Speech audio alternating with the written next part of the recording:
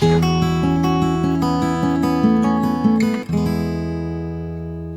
हम chapter start करने जा रहे हैं बॉन्ड्स, इक्विटी एंड प्रॉपर्टी। ये 3 डिफरेंट टाइप ऑफ इन्वेस्टमेंट्स हैं जिनकी हम इसमें चैप्टर में प्राइसिंग के बारे में सीखने वाले हैं। तो एक एक करके इनको देखते हैं। सबसे पहले आते हैं बॉन्ड्स पे। बॉन्ड्स होते क्या हैं? आपको जब हमने इक्वेशन ऑफ वैल्यू चैप्टर किया था तो उसमें थोड़ा सा मैंने बेसिक आइडिया दिया था बॉन्ड्स होते क्या हैं। मैंने बताया था कि बॉन्ड्स एक ऐसी इन्वेस्टमेंट होती है जो आपको एक fix rate of return provide करती है एंड ये रेट ऑफ रिटर्न जो है आपको रेगुलर बेसिस पे भी आ सकती है और एक्यूमुलेट होकर भी मिल सकती है। यानी मैंने 2 टाइप ऑफ बॉन्ड बताए थे आपको। पहला बताया था जीरो कूपन बॉन्ड, जिसमें कि आपको आज जैसे 100 रुपये आपको 5 साल बाद रिडीम होना है, रिडम्पशन पे वापस मिलना है, तो आज उसकी प्रेजेंट वैल्यू उसका प्राइस होगा जो कि आप पे करेंगे उसका। दूसरा मैंने बताया था कि जिसमें आपको हर एक रेगुलर इंटरवल के बाद एक फिक्स डिविडेंड मिल रहा होता है या कूपन जिसको हम बोलते हैं, और जैसे ही टेन्योर खत्म होता है आपको रिडम्पशन का पैसा वापस मिल जाता है। ये मैंने बताया था कूपन पेइंग बॉन्ड। ठीक है, तो हम आज ये सीखने वाले हैं इस चैप्टर में कि कूपन पेइंग बॉन्ड जो होता है उसका प्राइस कैसे निकाला जाता है। ठीक है, इक्वेशन ऑफ वैल्यू चैप्टर में हमें ये तो सिखा दिया था कि present value of inflow is equal to present value of outflow होता है, यानी कि हम उतना ही पे करना चाहेंगे जितना हमें फ्यूचर में उससे कैश फ्लो मिलने वाले हैं। ठीक है, सो अगर एक बॉन्ड है जो कि आपको से डी का कूपन रेट दे रहा है, डी का कूपन रेट दे रखा है, बट नॉर्मली गवर्नमेंट बॉन्ड जो होते हैं ना उनमें कूपन हाफ ईयरली पे होता है। तो से this is a coupon rate but payable half yearly है। ये कितना टाइम्स भी हो सकता है, पी टाइम्स भी हो सकता है, क्वार्टरली भी हो सकता है। ठीक है, तो पेबल से पी टाइम्स दे देते हैं। रिडम्पशन पे आपको ₹R वापस मिलने वाले हैं। यानी कि क्वेश्चन कुछ इस तरह से है कि पूरे 1 साल में आपको डी मिलना है, अगले फिर 1 साल में आपको डी मिलना है। ये quarterly, half yearly, P times कुछ भी मिल सकता है। ऐसे ही nth ईयर के अंदर भी आपको डी मिलना है। ये quarterly, half yearly, P yearly कुछ भी मिल सकता है। हमें इन सब की प्रेजेंट वैल्यू कैलकुलेट करनी है। अब यहां बात आती है कि जो ₹D है ये हमारी इनकम है, तो कहीं ऐसा तो नहीं कि टैक्स भी हमें पे करना पड़ेगा। तो हम चलो फर्स्ट केस हम कंसिडर करते हैं, फर्स्ट केस कि एक नॉन टैक्स पेयर के लिए बॉन्ड का प्राइस कैलकुलेट करते हैं। नॉन टैक्स पेयर मतलब जिसकी टैक्स की लायबिलिटी जो इनकम टैक्स ब्रैकेट के अंदर नहीं आता है। तो देखो, इसको जो पैसा मिल रहा है इन 1 ईयर इसको डी मिलने वाला है, n ईयर तक मिलना है और 1 साल में p टाइम्स मिलना है। तो DAN payable p times plus में ₹R उसको रिडम्पशन पे पैसा वापस मिल जाना है कितने टाइम के बाद? V/N के बाद। अब ये नॉन टैक्स पेयर है तो इसका मतलब ना तो ये इनकम टैक्स पे कर रहा है, ना ही अगर इसको रिडम्पशन पे कोई गेन होना है उसके ऊपर इसको कोई टैक्स पे करना है। ठीक है, रिडम्पशन पे जो गेन होता है उसके टैक्स को क्या बोलते हैं वो हम बाद में डिस्कस करने वाले हैं। तो दिस इज द अमाउंट जो कि उसको फ्यूचर में रिसीव होने वाला है। इन सब की calculation at the rate of interest of I calculate कर लें। I is the yield rate, जितना कि आज की रेट में मार्केट में अवेलेबल है या जितना उसका डिजायर्ड रेट ऑफ इंटरेस्ट है। इसके हिसाब से इन सब की प्रेजेंट वैल्यू जो होगी that will be the price of the bond. यानी कि एक नॉन टैक्स पेयर कितना प्राइस पे करने को तैयार होता है, जितना भी उसको फ्यूचर में रिडम्पशन और कूपन्स की फॉर्म में पैसा आने वाला है उन सब की प्रेजेंट वैल्यू जो ये इन्वेस्टर है पे करने को तैयार हो जाएगा। ठीक है, चलिए इसको एक एग्जाम्पल से समझते हैं। ये क्वेश्चन पढ़िए जरा।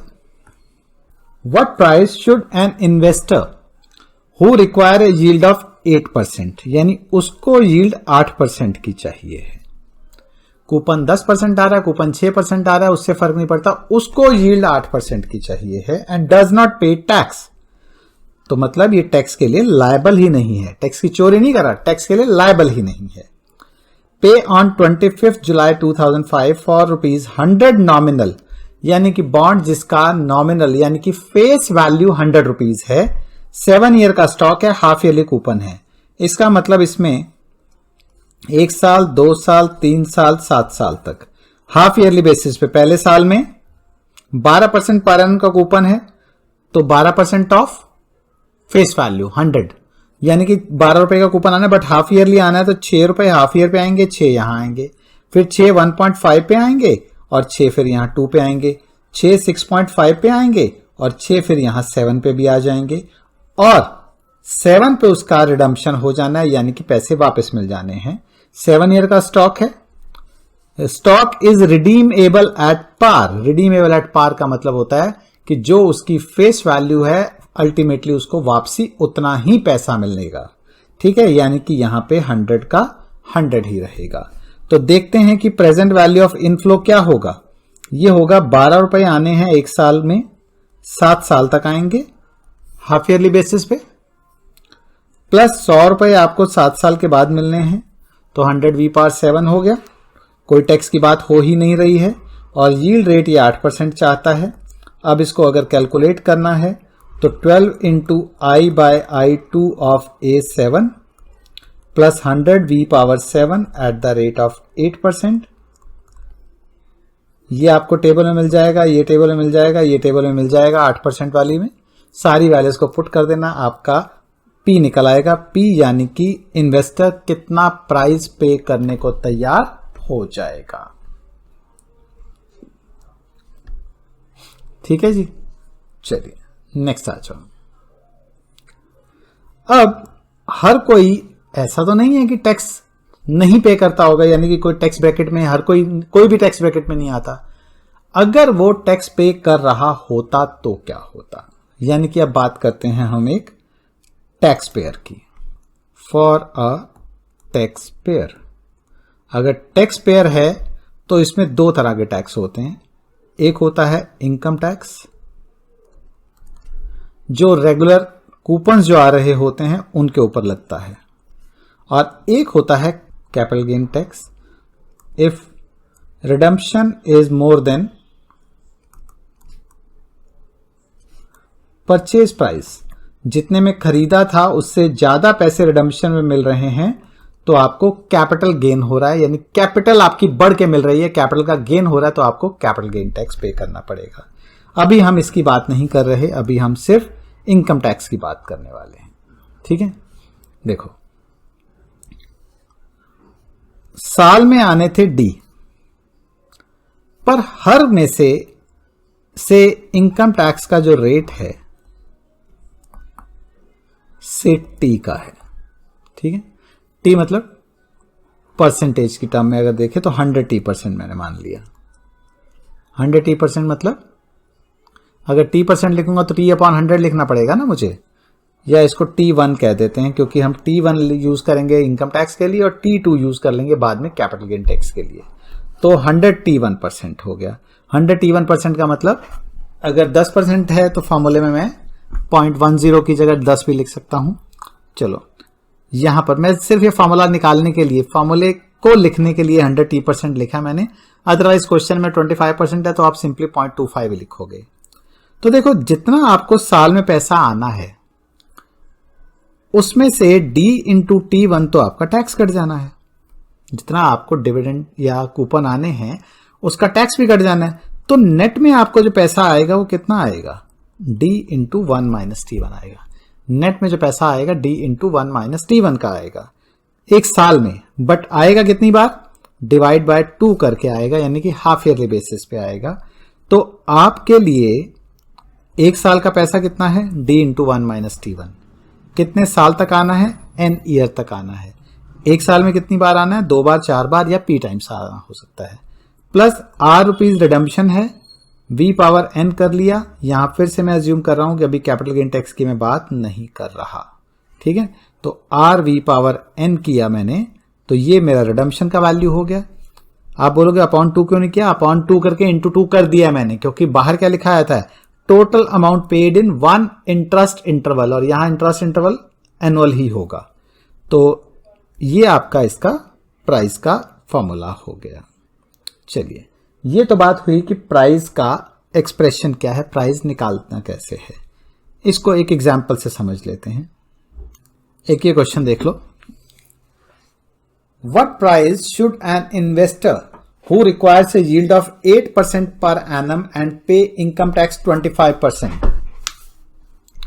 उसका जो इनकम टैक्स का रेट है वो 25% का है। ठीक है, यील्ड वो 8% की चाहता है, 8 साल का स्टॉक है, हाफ ईयरली कूपन है, कूपन 15% साल का है, 15% पर एनम का है। Stock is redeemable at par, stock is redeemable at par, यानी कि अगर इसमें 100 रुपीज उसकी फेस वैल्यू है तो रिडम्पशन उसकी 100 रुपीज पे ही होने वाली है। तो देखो, उसको साल का 15 रुपए कूपन आएगा, बट 25% कट के आएगा। नेट में तो उसको उसका 75% ही मिलेगा। 8 साल तक मिलना है और हाफ ईयरली बेसिस पे है। प्लस में रिडम्पशन पे 100 रुपीज मिलने हैं, वी पावर 8 साल के बाद मिलने हैं। This is the price that should be paid. सारी calculation at the rate of 8% कर लेंगे तो हमारा इसका प्राइस कैलकुलेट हो जाएगा। कैलकुलेशन पार्ट तो कर लोगे। सो जैसे 15 इंटू 0.75 मैंने किया, so that is 11.25 into I by I2 of A8 plus 100 V power 8, सब कुछ आपको टेबल से मिल जाएगा एट द रेट ऑफ 8%। बस वैल्यूज पुट करनी है आपको। ठीक है, पर हमने क्या एज्यूम किया था? जब हमने यहां पर किया तो हमने बोला जैसे ही कूपन आएगा उसी टाइम टैक्स दे देगा, या कूपन में से टैक्स कट के ही आ रहा है। यही बातें हो रही है ना, कि या तो क्या हो रहा है कि कूपन आएगा और साथ ही वो टैक्स जमा करवा देगा, और या फिर ऐसा हो रहा है कि कूपन में से टैक्स कट के ही आ रहा है। जब कूपन में से टैक्स कट के आता है ना, that is called TDS।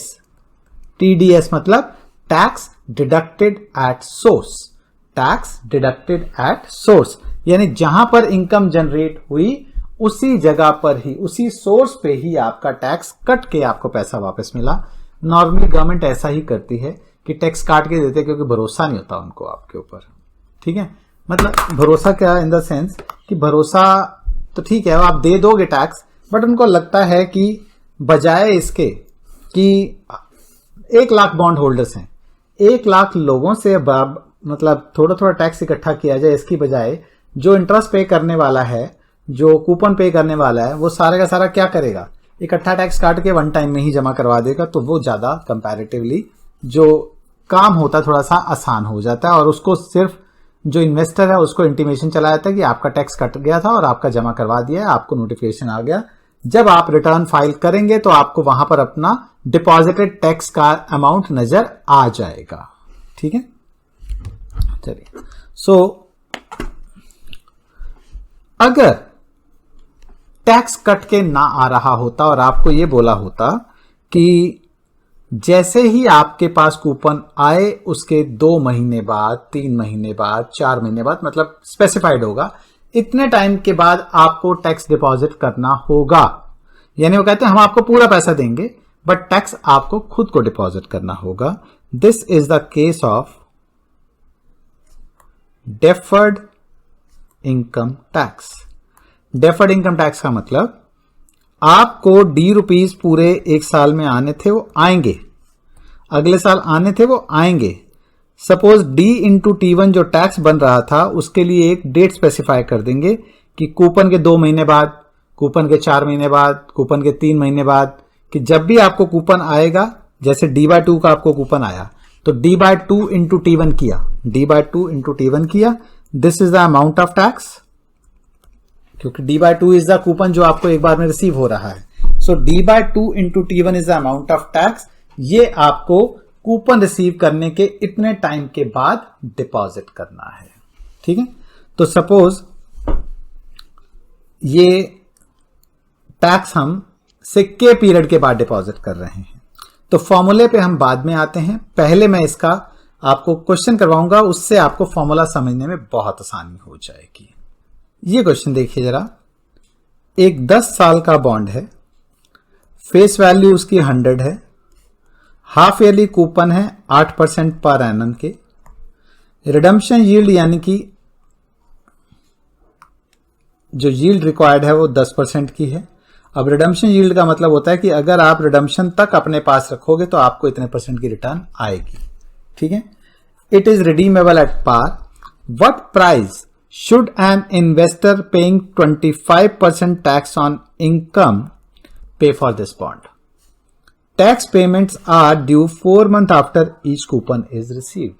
Tax की पेमेंट जो है कूपन रिसीव होने के 4 महीने बाद, यानी आपको बोला गया जी जैसे ही कूपन रिसीव होगा उसके 4 महीने बाद आप टैक्स जमा करवा देना। हो सकता है ये बोला हो 4 महीने के अंदर अंदर, पर आप तो आखिरी दिन ही जाओगे ना जमा करवाने के लिए, क्यों जल्दी चले जाएं, इतनी जल्दी क्या पड़ी है हमें पैसे देने की।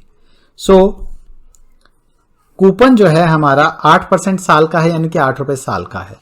अगर 8 रुपए साल के हैं तो 4 रुपए हाफ ईयरली होंगे, तो हमारे हाफ ईयर पे आने हैं 4 रुपए, ठीक है, यानी कि 6 महीने बाद आने हैं हमारे 4 रुपए, और 10 महीने के बाद इस 4 रुपए का कितने %? 25%, यानी कि 1 रुपया, ये हमारा टैक्स चला जाएगा।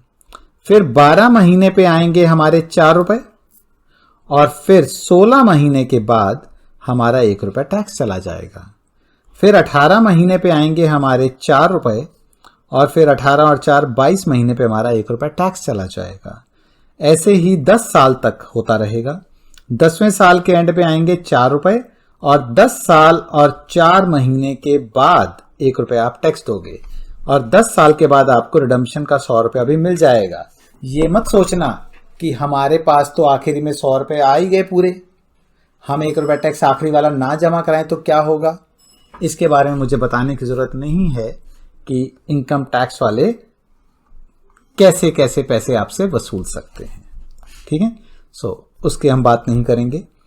सिंपली ये देखो कि पहले अगर मैं पॉजिटिव कैश फ्लोज की बात करूं तो 8 रुपए आने हैं 10 साल तक, ये और ये मिला के साल में 2 बार, ठीक है, प्लस 100 रुपए आने हैं 10 साल के बाद, 1 रुपया 1 रुपया, यानी हर साल में पहली बार 10 महीने बाद जा रहा है, उसके बाद तो हर 6 महीने बाद जा रहा है। पहली बार 10 महीने के बाद गए हैं 1 रुपया, उसके बाद तो हर 6 महीने बाद जा रहा है। तो 2 रुपए जा रहे हैं आपके, कब तक जाएंगे? 10 साल जाएंगे। अगर मैं इसकी प्रेजेंट वैल्यू कैलकुलेट करता हूं तो बताओ कहां पे आएगी। मैं इसकी अगर प्रेजेंट वैल्यू देखता हूं तो वो कहां पे आएगी। देखो फर्स्ट पेमेंट हो रही है 10 मंथ पे। आपको ध्यान होगा कि जब हमने एन्युटी किया था तो हमने ये पढ़ा था कि in case of ordinary annuity gives the present value which is 1 payment interval before the first payment. तो फर्स्ट पेमेंट हो रही है 10 महीने पे, और पेमेंट इंटरवल कितना है? 6 महीने का, हर 6 महीने बाद हो रही है ना। तो इससे 6 महीने पहले का मतलब ये हो गया कि ये हमें प्रेजेंट वैल्यू कहां मिलेगी? 4 महीने पे मिलेगी। 10 महीने से 6 महीने पहले यानी कि 4 महीने पे मिलेगी। तो ये प्रेजेंट वैल्यू आ गई 4 महीने पे। मुझे तो 0 पे चाहिए, तो इसको मुझे 4 महीने पीछे लेके जाना पड़ेगा। तो मेरा प्राइस का ये फॉर्मूला हो गया। ये क्या कवर कर रहा है? जो आपको कूपन्स आ रहे हैं, ये जो आपको कैपिटल यानी कि रिडेम्पशन में पैसा आ रहा है, और ये जो आप टैक्स पे कर रहे हैं उसकी बात हो रही है, ठीक है। अच्छा ये बताओ, चलो प्राइस तो इसका जो भी हमने निकाल लिया, ठीक है। अगर ये बताओ कि कैलकुलेशन नहीं करनी, सिर्फ ये बताओ कि अगर जो टैक्स की पेमेंट है 4 महीने की बजाय आपको बोला जाए 5 महीने बाद करनी है, tax is paid 5 months after the coupon payment, तो बताओ प्राइस बढ़ेगा या प्राइस कम होगा? यस, क्या कहना है? प्राइस बढ़ेगा या प्राइस कम होगा? बढ़ेगा। क्यों? देखो क्या होगा, जैसे ही यहां पर v आपको पता है कि v की वैल्यू हमेशा क्या होती है, 1 से छोटी होती है। जैसे ही उसकी पावर 4 की बजाय टेन्योर जब भी बढ़ाते हैं तो उसकी प्रेजेंट वैल्यू कम हो जाती है। कोई चीज अगर माइनस हो रही है, ठीक है, देखो प्राइस क्या था, प्लस प्लस माइनस, ये दोनों ऐड हो रहे थे और उसमें से माइनस हो रहा था। अगर माइनस होने वाली चीज जो है कम हो जाएगी, क्योंकि ये वाली वैल्यू टाइम बढ़ने की वजह से ये वैल्यू कम हो जाएगा, ये जो कैश फ्लो का साइज है इसकी प्रेजेंट वैल्यू कम हो जाएगी। जैसे ही ये प्रेजेंट वैल्यू जो देना था वो कम होगा, इसका मतलब ये होगा कि हमारा प्राइस क्या हो जाएगा, प्राइस हमारा इंक्रीज हो जाएगा। ठीक है, क्लियर है बात। तो ये मालूम चल गया कि अगर मान लो 3 महीने बाद होता तो उसकी प्रेजेंट वैल्यू बढ़ जाती, अगर प्रेजेंट वैल्यू बढ़ती इसकी तो इसका मतलब हमारा प्राइस कम हो जाता, क्योंकि हमें यहां पर अगर 5 महीने मिल रहे हैं, अगर हमें 5 महीने मिल रहे हैं टैक्स पे करने के लिए, तो इसका मतलब हम उसके लिए 1 महीना एक्स्ट्रा कमा रहे हैं। तो अगर एक्स्ट्रा 1 महीना कमाना ही है तो उस एक्स्ट्रा 1 महीना कमाने के चक्कर में हम एक्स्ट्रा पैसे भी देने को तैयार हो जाएंगे। ठीक है, अब इसको देखते हुए अगर मैं अपने फॉर्मूले को जनरलाइज करूं तो मैं देखता हूं कि प्राइस क्या होगा।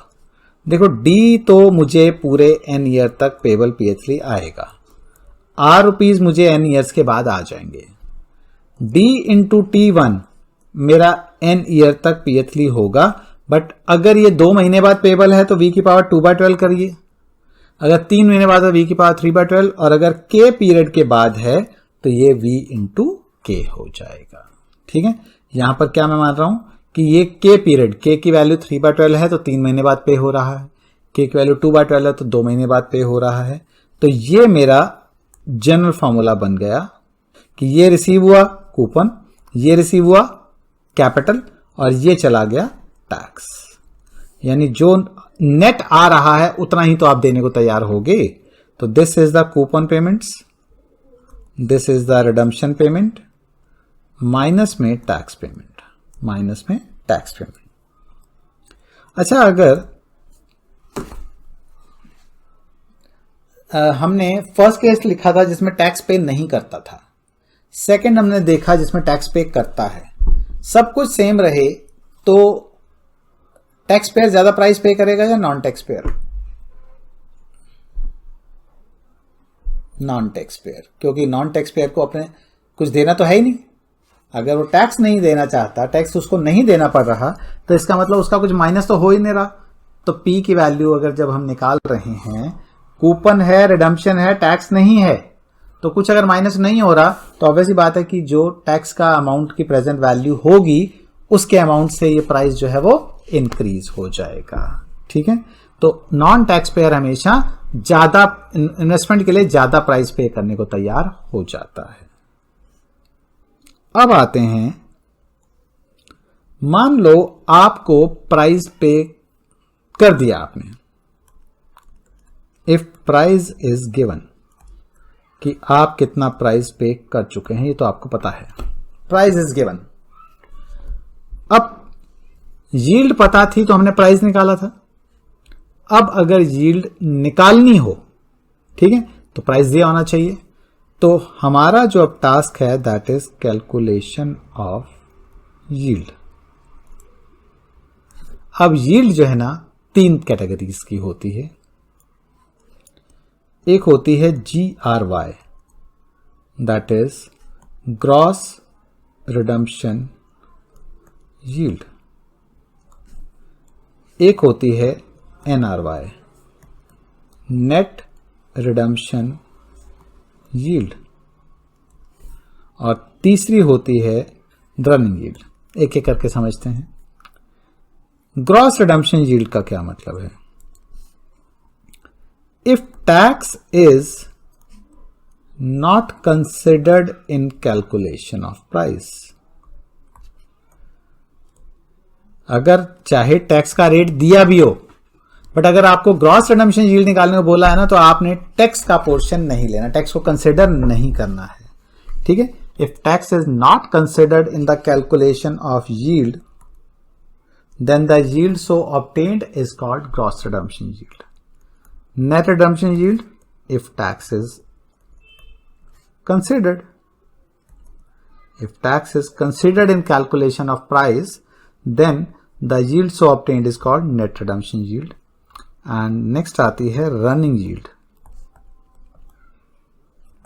रनिंग यील्ड सिंपली क्या होती है, इसमें भी ग्रॉस रनिंग यील्ड भी हो सकती है और नेट भी हो सकती है. तो अगर मैं नेट रनिंग यील्ड की बात करूं तो जितना आपको नेट कूपन रिसीव हुआ है ना, इसको प्राइस पेड से डिवाइड कर दो तो आपकी रनिंग यील्ड आ जाती है. जैसे मान लो मैं कहूं एक बॉन्ड है जो 10-10 रुपए आपको 5 साल तक दे रहा है, 5 साल के बाद 130 रुपए भी देगा. वो फेस वैल्यू 100 है, इसका मतलब आपको रिडम्पशन पे एक्स्ट्रा पैसा मिल रहा है. तो क्या आपको हर साल 10% की यील्ड आ रही है? नहीं, आपको 10-10 रुपए हर साल मिल रहे हैं और 30 रुपए 5 साल के बाद इकट्ठे भी एक्स्ट्रा मिल रहे हैं, तो आपकी यील्ड 10% से ज्यादा होगी. ठीक है. सपोज इसके लिए हमने प्राइस निकाला, मान लेता हूं मैं से आपने प्राइस निकाला 125 रुपए, इसका प्राइस निकल के आया 125 रुपए. मैं वैसे लिख रहा हूं, ठीक है, मैंने कोई इसमें यील्ड रेट अभी कंसिडर नहीं किया. से इसके लिए आपने 125 पे किया है. कूपन रेट कितना है? क्योंकि फेस वैल्यू 100 थी और 10% का कूपन आना था, तो कूपन रेट आपका 10% का था. ठीक है. पर आपको अगर कोई ये कहे कि भैया आपको 10% की रिटर्न मिल रही है, आपने बोला 10% की कैसे मिल रही है भाई, 125 रुपए लगाए मैंने और 10 रुपए मिल रहे हैं, तो 10 रुपए इज व्हाट परसेंट ऑफ 125? मुझे तो 8% मिल रही है. ठीक है. आपको ये बोला जाए जी आपको से मतलब किसी ने बोला आपको कि 9% आ रही है, 9.5% आ रही है, कहते कहां आ रही है? 125 रुपए दिए थे और उसके बदले में मिल क्या रहा है मुझे मिल रहे हैं 10 रुपए, इसका मतलब मुझे तो 8% की यील्ड है. कहते सर आपको 125 के बदले में 130 मिल रहे हैं, तो 5 रुपए एक्स्ट्रा भी तो मिलेंगे, उसको भी तो 5 साल में डिवाइड करो. कहता है यार 5 साल देखे किसने, मुझे नहीं मतलब 5 साल बाद 30 एक्स्ट्रा मिलेंगे या 5 साल बाद 5 एक्स्ट्रा मिलेंगे, मुझे नहीं मतलब. मैं तो सीधा सीधा देखता हूं भाई मेरी जेब से गया क्या और मेरी जेब में आया क्या, जितने परसेंट आया मैं तो उसी को यील्ड मानता हूं. ठीक है. तो इसको हम कहते हैं रनिंग यील्ड. जैसे बहुत सारे लोग होते हैं ना, अगर उनको बोलो, जैसे मान लो प्रॉपर्टी है किसी की, प्रॉपर्टी के ऊपर रेंट जो आ रहा होता है वो नॉर्मली, जैसे मान लो मैं अपने एरिया का एग्जांपल ही लेता हूं, घर है वहां पे अप्रोक्सीमेटली 80 लाख रुपए का. ठीक है. एक जो फ्लोर है वो है 80 लाख रुपए का. अब 80 लाख के फ्लोर पे जो किराया आता है वो आता है 16,000 रुपए महीने का. ठीक है. अब 16,000 महीने अगर मैं कंसिडर करूं तो 16,000 is what percent of 80 lakhs, that is 0.2%. Into 12 कर लेता हूं मैं. चलो, तो रेंट आ रहा है 2.4% साल का. तो कोई पागल ही होगा जो 80 लाख का घर खरीद के उसको 16,000 महीने किराए पे देगा. ठीक है. नहीं, पागल नहीं होगा, क्योंकि वो इस 2.4% के चक्कर में नहीं दे रखा उसने किराए पे, उसने दे रखा है कल को ये जो 80 लाख का घर जो है ना 5 साल बाद 1 करोड़ का बिकेगा, वो उस 20 लाख के चक्कर में है. बट रनिंग यील्ड की अगर मैं बात करूं तो रनिंग यील्ड क्या है? रनिंग यील्ड इसकी 2.4% ही है, क्योंकि साल का जो किराया आ रहा है और उसके लिए उसने पैसे कितने लगा रखे हैं. तो जब भी कोई रनिंग यील्ड कंसिडर कर रहा होता है, इट मींस वो सिर्फ और सिर्फ अपनी जो कूपन की पेमेंट्स आ रही है ना उसमें इंटरेस्टेड है.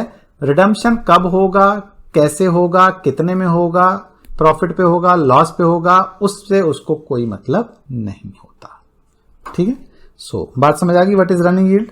कूपन के अमाउंट को आप सिंपली प्राइस पेड से डिवाइड कर दो तो आपका रनिंग यील्ड निकल आता है. चलिए एक क्वेश्चन देख लेते हैं इसका. Calculate the running yield obtained by an investor who pays 125 for 100 nominal of a 6 year stock with half yearly coupon payment of 15% and is not subject to tax. ठीक है. The stock is redeemable at par. तो साल का उसको आना है, not subject to tax है, तो हमें जो यील्ड मिलेगी वो कितनी मिलेगी, 15 रुपये उसको मिलेंगे, 125 रुपये उसने पे किए हैं। तो 15 इज व्हाट परसेंट ऑफ 125, तो उसकी यील्ड जो है 0.12 यानी कि 12% की है। जब वो कहता है नेट रिडम्पशन यील्ड निकालो, ये तो रनिंग यील्ड थी, ठीक है। Net redemption yield, redemption yield का मतलब होता है we have to take into account the redemption amount also, ठीक है। एंड नेट का मतलब है we also have to consider the tax payable. Tax कितना है, 30% टैक्स ऑन इनकम है, कैपिटल नहीं, इनकम पे टैक्स देना है। सो 15 रुपए आए साल में, 30% टैक्स देना है।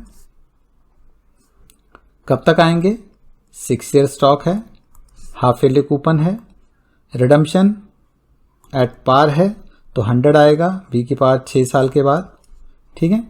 टैक्स ऑलरेडी हमारा इसमें कंसिडर हो चुका है और प्राइस क्या पे किया उसने, 125 पे किया है। तो 15 इंटू 0.30 इज 4.5 टैक्स कट गया, A62 plus 100 v power 6 at the rate of i। अब मुझे i नहीं पता है तो let this be p, 1 minus 1 plus x raised power minus 6 divided by i2 is 2 into 1 plus x raised power 1/2 minus 1 plus 100 into 1 plus x raised power minus 6। आपको लग रहा होगा मैं i की जगह x क्यों लिखे जा रहा हूं, याद आया लीनियर इंटरपोलेशन, लीनियर इंटरपोलेशन, इसकी हेल्प से आप x निकाल सकते हो, ठीक है। आपको क्या करना है, इक्वेशन ये वाली डालनी है, 11.5 डिवाइडेड बाय 2 कर लिया मैंने, 5.75, so 5.75 multiplied by bracket 1 minus bracket 1 plus alpha x raise to power minus 6 divided by bracket 1 plus alpha x raise to power 1/2 minus 1 bracket close plus 100 into 1 plus x raised power minus 6। F X is equal to, में पूरी equation लिखी, start किया मैंने, तो linear interpolation लगा के आप इसमें क्या करना होगा, पहले पूरी टेबल में वैल्यू डालोगे, I1 लोगे, I2 लोगे, P1 लोगे, P2 लोगे, P की वैल्यू आपको 125 दे रखी है, इससे आपका जो I का वैल्यू निकल के आएगा, जो I बीच में निकल के आएगा, I minus I1 upon I2 minus I1 is equal to P minus P1 upon P2 minus P1, इससे आपका जो वैल्यू निकल के आएगा that will be the net running yield, that will be the net running yield. एक और question देखते हैं इसके बेस पे, एग्जाम स्टाइल क्वेश्चन पे आते हैं थोड़ा सा। एक ये क्वेश्चन देख लीजिए, an investor purchased A government bond on 1st Jan in a particular year. The bond pays coupon of 6% per annum है, पेबल हाफ ईयरली है, इन एरियर 30 जून को और 31 दिसंबर को, यानी पहले साल का ये आएगा, ऐसे ही दूसरे साल आएगा, और कितने साल के बाद, 11 ईयर के बाद ये बॉन्ड रिडीमेबल है, ठीक है। The bond is due to be redeemed at 105%, यानी रिडम्पशन एट प्रीमियम है 105% पे, ठीक है। The investor pays income tax at the rate of 25%, income tax का रेट है 25% का। 1 April on any coupon payment receive in the previous year, यानी कि जो 30 जून और 31 दिसंबर को पहले साल में उसको कूपन्स आएंगे ना, उसके लिए उसका जो टैक्स पे होगा वो 1 अप्रैल ऑफ नेक्स्ट ईयर में पे होगा, ठीक है। ऐसे ही जो आखिरी साल में आएगा उसमें 1 अप्रैल 31 दिसंबर तक तो आ गए, 1 अप्रैल ऑफ नेक्स्ट ईयर यानी 12th ईयर के 1 अप्रैल पे वो उसका टैक्स पे करेगा 25% के हिसाब से। Calculate the price paid for 100 nominal of the bond given that the investor achieve a net yield of 5% per annum effective interest. Coupon कितने का है? 6% पर annum, यानी कूपन आएगा पहले साल 3 रुपए का यहां, 3 रुपए का यहां, और जिसमें से 1 अप्रैल ऑफ नेक्स्ट ईयर 6 रुपए का 25% यानी कि 1.5 रुपीज का वो टैक्स पे कर देगा। फिर अगले साल उसको 3 रुपए और 3 रुपए यहां आएंगे, और फिर अगले साल 1 अप्रैल को वो उसका 1.5 रुपीज का टैक्स पे कर देगा। तो हो क्या रहा है? सिर्फ यही तो हो रहा है कि 6 रुपए उसको रिसीव हो रहे हैं कितने साल तक? 11 साल तक, हाफ ईयरली बेसिस पे। रिडम्पशन 105 रुपए उसको 11 साल के बाद मिल ही जाएंगे, और जो टैक्स है 1.5 रुपीज हर साल का, ये भी उसको 11 साल तक देना पड़ेगा। बट इसकी प्रेजेंट वैल्यू कहां आ जाएगी? 1 payment interval before the first payment, और फर्स्ट पेमेंट कहां हो रही है? 1 अप्रैल ऑफ सेकेंड ईयर। तो इसकी प्रेजेंट वैल्यू कहां आ जाएगी? 1 अप्रैल ऑफ फर्स्ट ईयर पे आ जाएगी। और मुझे 1 अप्रैल नहीं, ये सारी वैल्यूज आ रही हैं 1 जन पे ऑफ फर्स्ट ईयर, ये 11th ईयर के एंड पे है। मुझे चाहिए, ये 11th ईयर के एंड पे 105 था, तो v पावर 11 करते ये भी 1 जन ऑफ फर्स्ट ईयर आ गई। ये आई है 1 अप्रैल ऑफ फर्स्ट ईयर, जिसको मुझे कहां लेके आना है? जिसको मुझे लाना है 3 महीने पीछे। तो v पावर 3/12। सारी कैलकुलेशन कौन से रेट पे करनी है? नेट यील्ड ऑफ 5% पे करनी है। तो सारी calculation at the rate of 5% कर लो, ये आपका प्राइस निकल आएगा। ठीक है। Without doing any further calculation, explain how and why your answer to first would alter if tax were collected on 1 October instead of 1 April each year. यानी जो 1 अप्रैल पे टैक्स देना था ना, जो 1 अप्रैल पे टैक्स देना था, वो 1 अप्रैल की बजाय अगर 1 अक्टूबर पे देना होता, तो इसका मतलब हमने टैक्स क्या किया? 6 महीने पोस्टपोन कर दिया। अगर 6 महीने पोस्टपोन कर दिया, तो जो टैक्स के अमाउंट्स की प्रेजेंट वैल्यू थी वो क्या हो जाएगी? कम हो जाएगी। और कोई माइनस वाली चीज अगर कम हो रही है, तो ओवरऑल चीज क्या हो जाएगी? ओवरऑल चीज बढ़ जाएगी। यानी माइनस वाली फिगर अगर माइनस जो कम हो रही है, तो ओवरऑल फिगर जो है इंक्रीज हो जाएगी। तो इसका मतलब ये हुआ कि investor will be ready to pay more price, investor will be ready to pay more price अगर उसका टैक्स 1 अप्रैल की बजाय 1 अक्टूबर को पे हो रहा होता तो। ठीक है। एक ये क्वेश्चन देखते हैं, एग्जाम स्टाइल क्वेश्चन है। An investor is considering the purchase of 2 government bonds issued by 2 countries A and B respectively, both denominated in euro. Both bonds provide a capital repayment of 100 together with a final coupon payment of 6 in exactly 1 year. यानी कि दोनों में 6 रुपए का coupon payment है, और 100 रुपए का उसका जो कैपिटल पेमेंट है वो होना है 1 साल के बाद। But investor believes that he will receive both payment from the bond issued by country A will with certainty. यानी कि कंट्री ए का से तो पक्का है कि पैसे मिल जाएंगे। कंट्री ए को जो बॉन्ड, कंट्री ए का इशूड बॉन्ड जो उसने खरीदा है, उसमें तो पक्का है कि पैसे वापस मिल जाएंगे। बट कंट्री बी जो है ये थोड़ी सी शेडी है, यानी यहां पर उसको ये नहीं आइडिया कि पैसे मिल पाएंगे या नहीं मिल पाएंगे। उसने ये 4 पॉसिबल आउटकम्स देखे। हो सकता है कि कुछ भी ना वापस मिले, जिसके की चांसेस 10% हैं, कि सीधा ही मना कर दें जी है ही नहीं पैसे हमारे पास देने के लिए। कैपिटल पेमेंट आ जाए बट कूपन पेमेंट ना दे, यानी आपके 100 दिए थे, शुक्र मनाओ कि 100 वापस दे रहे हैं। तीसरी ऑप्शन ये है कि जितने पैसे दिए थे वो आपको उसके आधे वापस कर देंगे, कूपन तो भूल ही जाओ, शुक्र करो आपके पैसे आधे वापस कर रहे हैं। एंड चौथा ये है कि both coupon and capital payment received in full, 40% chances इसके हैं। The price of bond issued in country A is 101। Country A ने 101 रुपए में बॉन्ड इशू किया है 100 वाला। हमारा क्वेश्चन है calculate the price of bond issued by country B to give the same expected return so that as that for the bond issued by country A. तो पहले तो कंट्री ए की निकाल लेते हैं कि इसमें 101 रुपए लगा के 106 मिलने हैं, तो 101 इज इक्वल टू 106 v की power 1 at the rate of i। Solve किया मैंने, आई की वैल्यू 4.95% आ रही है। यानी कंट्री ए जो है उसमें रिटर्न जो मिल रही है 4.95% की आ रही है। अब कंट्री बी की बात करते हैं। इसमें क्या क्या पॉसिबिलिटीज हैं, जो कैश फ्लोज हैं वो क्या क्या हो सकते हैं। कैश फ्लो हो सकता है कुछ ना मिले, हो सकता है 100 रुपये वापस मिल जाएं, हो सकता है 50 रुपये मिले, हो सकता है 106 रुपये मिले।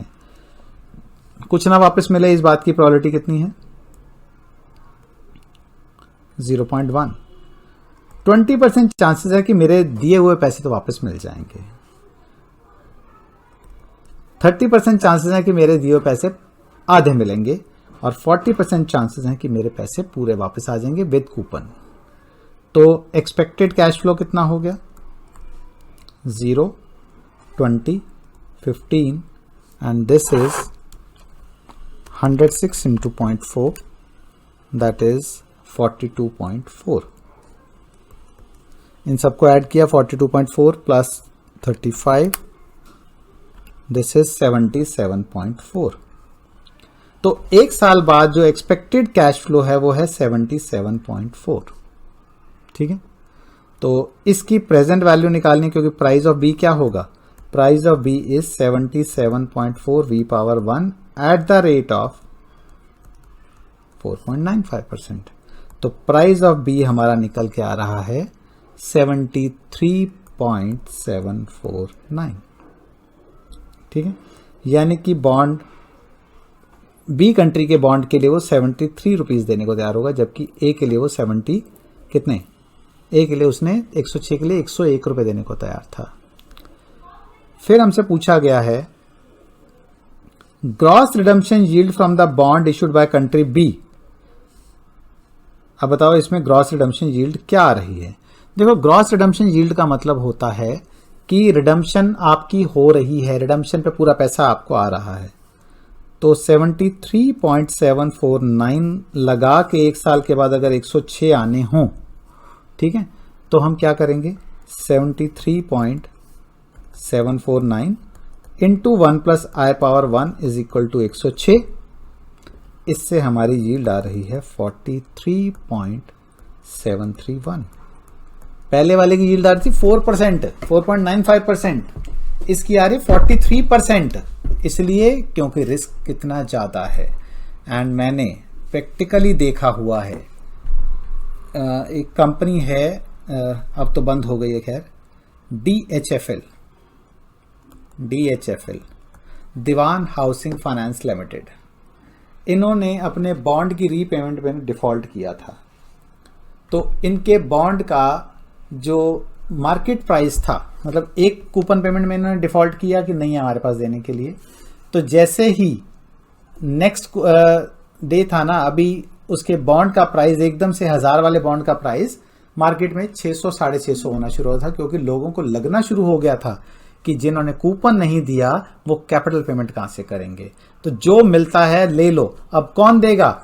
मुझे लगता था नहीं, टेम्परेरी इनका प्रॉब्लम चल रहा है, मिल जाएगा, तो हो सकता है मैं 60,000 वाली चीज़ 650 में खरीद लूँ और 3 महीने बाद ही वो 650 का 1000 मिल सकता था। बट जिन्होंने भी खरीदा उनके पैसे डूबे ही हैं, क्योंकि कंपनी ही बंद हो गई है।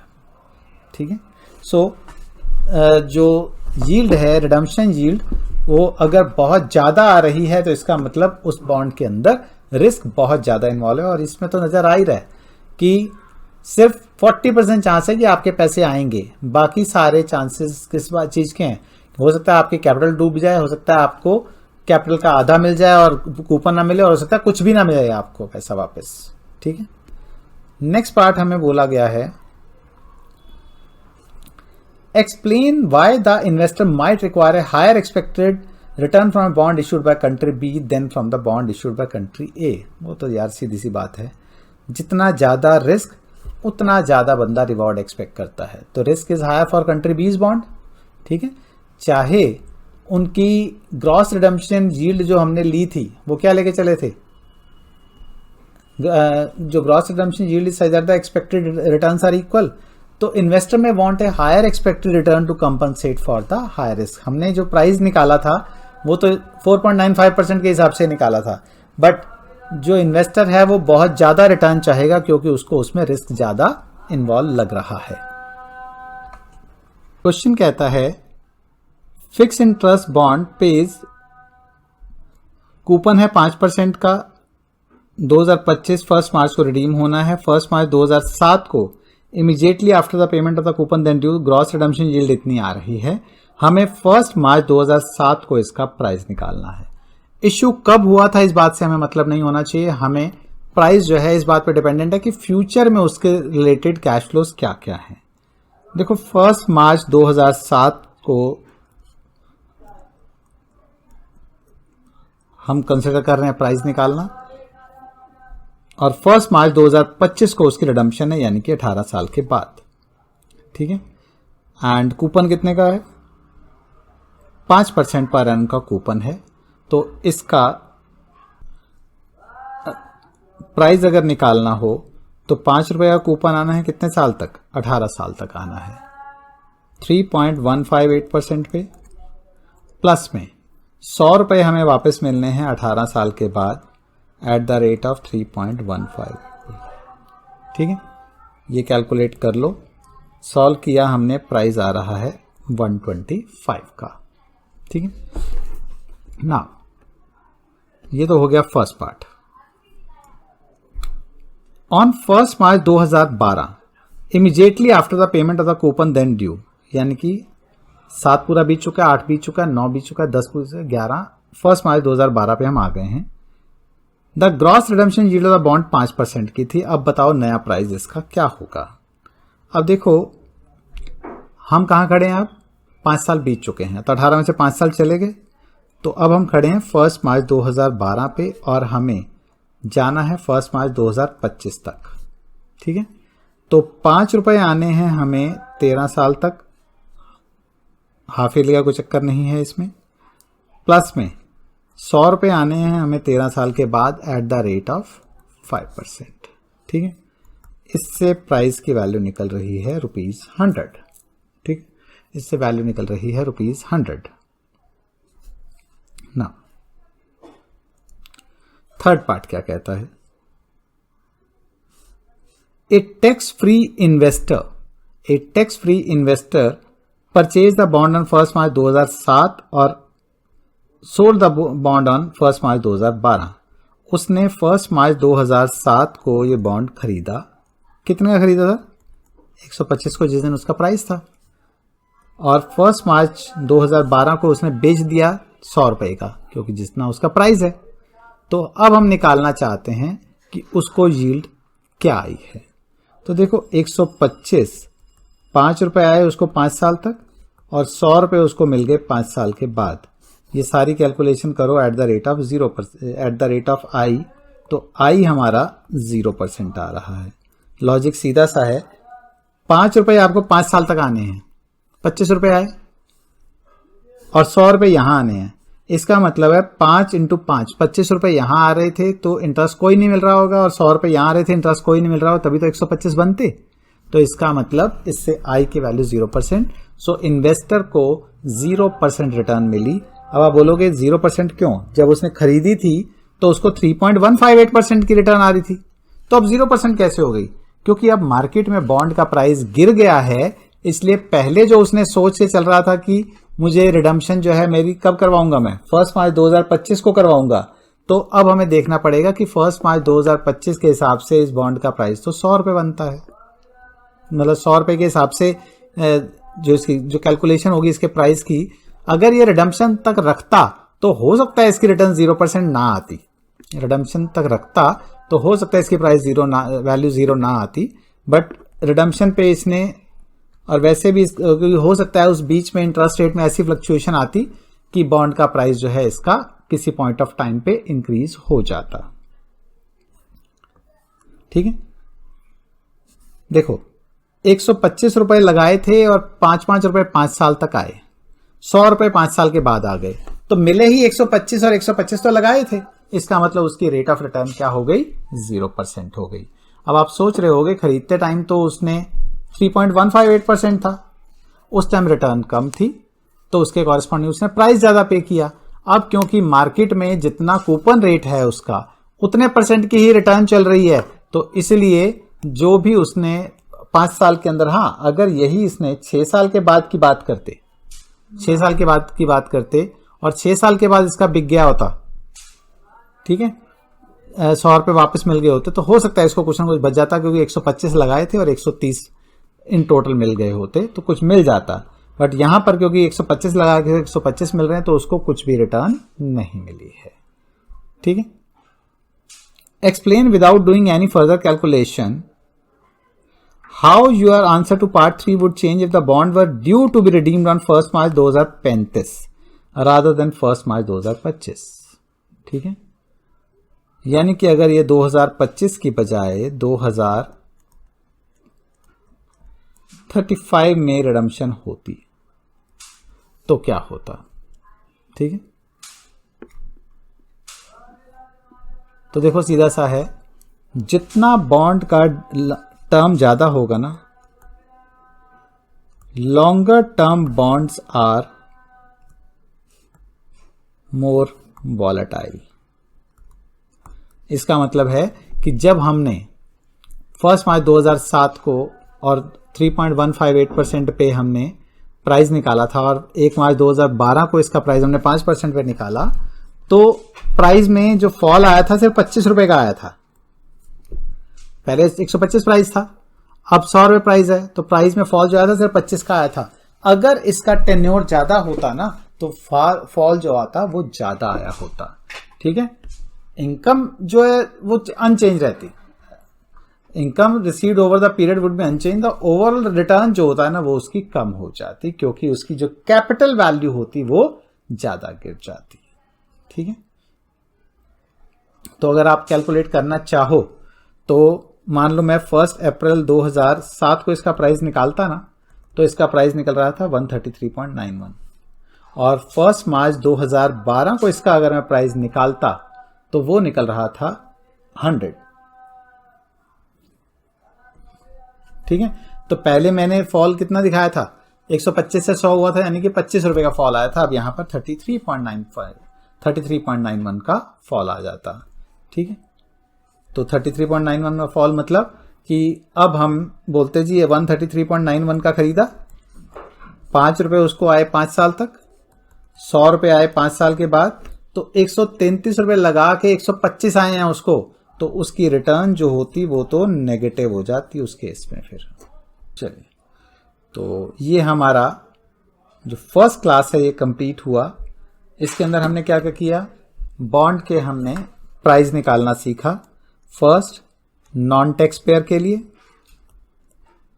फिर हमने किया अगर वो टैक्स पे करता है, फिर हमने बोला कि अगर उसका डेफर्ड इनकम टैक्स का केस है कि इनकम टैक्स उसका कट के नहीं आता, उसको खुद बाद में जमा करवाना पड़ता है। तो ये हमारा फर्स्ट क्लास जो है आज का कंप्लीट होता है।